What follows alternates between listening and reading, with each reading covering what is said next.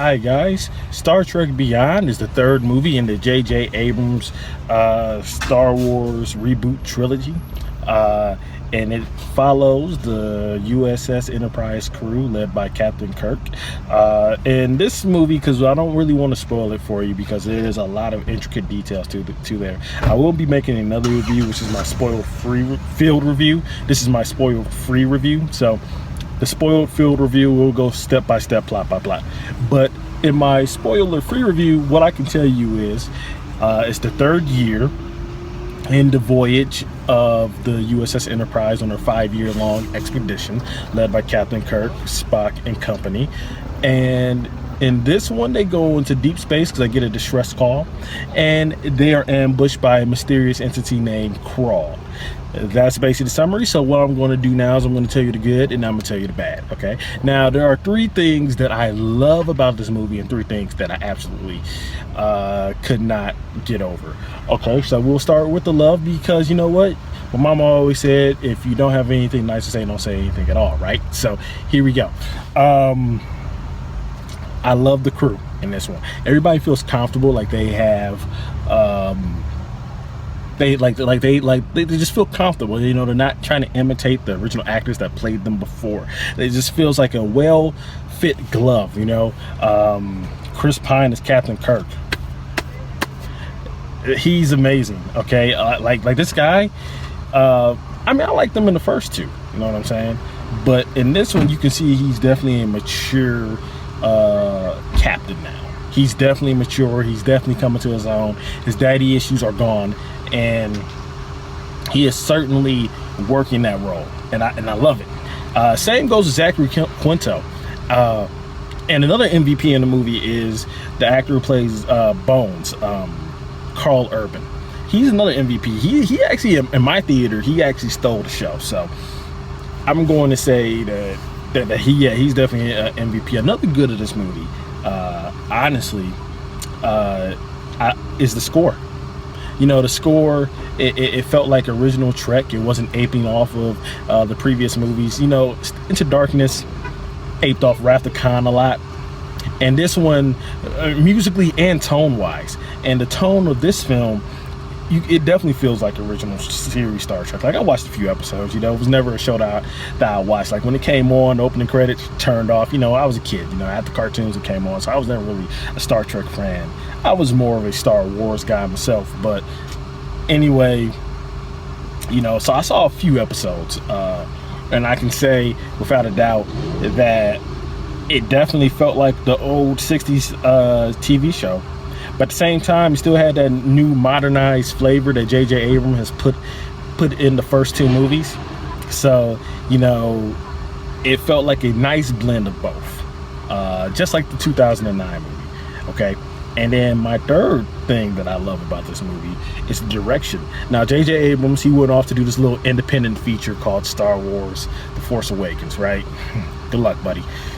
And they replaced him with the director of the Fast and Furious movies. Not the 7th one, that was directed by James Wan, who did The Conjuring and The Conjuring 2. This guy, Justin Lin, he did Tokyo Drift, Fast and Furious, Fast 5, and Fast 6. So he did 4 movies. And anyway, what I liked about it is his direction, basically. You know, he kind of took some of the family element that you see in the Fast and Furious movies, and he kind of applied it to the cast of this one, where they were a family. They weren't just a crew. They weren't just friends. They were family. You know what I'm saying? Where they got each other's back. And I definitely love that he had that element. And he's a good director for that, because like I said, Fast and Furious movies, you know, it's all about family. So it was pretty cool, to say the least. So those are my 3. All right. Now here's the 3 things that I don't like, and I'm going to start up straight up. The villain. Now, Idris Elba is a fantastic actor. All right, I love Idris Elba. He's like in my top 10, you know, favorite actors, or he's reaching my top 10 favorite actors of all time. And he was just misused in this movie. Like, he wasn't like they didn't know how to use him, and he was barely in it. Like, he was in the opening. Okay, he was a little bit in the middle, and then in the end, of course, because the final set piece is in the end, but it's just like they try to crowbar in this motivation to make us kind of like him, and it just felt forced. So like I really couldn't get behind him as a villain. And people hate on the second movie, Into Darkness, because they feel like it's a Wrath of Khan ripoff. But I mean, regardless of how you feel, you got to acknowledge that Benedict Cumberbatch, when he played Khan, I mean, it wasn't a Ricardo Montalban suave Latin lover version, but he was still an excellent villain. That monologue when they were interrogating him in the second movie, so I thought when they casted him a year ago, I thought, okay, well, he's the next evolution of Benedict Cumberbatch. You know, he's going to escalate it villain wise. And like I said, Idris Elba was just barely in it, so I really couldn't get behind it. The third act. Now, a lot of critics don't like the third act. I actually kind of like the third act. Music aside, but the music is actually incorporated in a cool way. I just didn't like the song they selected. Not a fan. But the third act felt a little derivative of Guardians of the Galaxy and the last movie.